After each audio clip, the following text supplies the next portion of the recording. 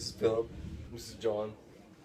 And we have chapters 13 and 14 in Waldens' book. Chapter 13, Summary. As the winter months approach, the narrator gradually starts moving indoors. He starts to muster up the courage and strength he's stored up, and these trials brought out his true character and spirit.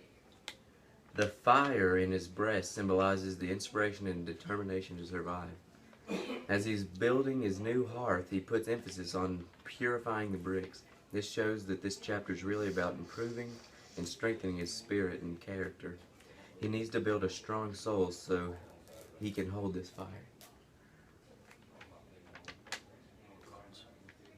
My quotes were the stored up part, and the character of each tree comes out.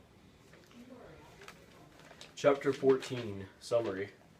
Where he lived turned to a placid place to a scary place.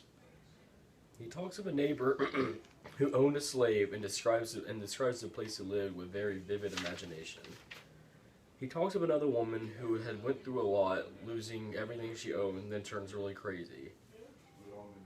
He talks of a handy man known as a man of color, who was a black man who built a lot of things for his town folk. He talks of once a field of great crops, but now dead. He talks of a tavern of which men went to and of people with criminal backgrounds.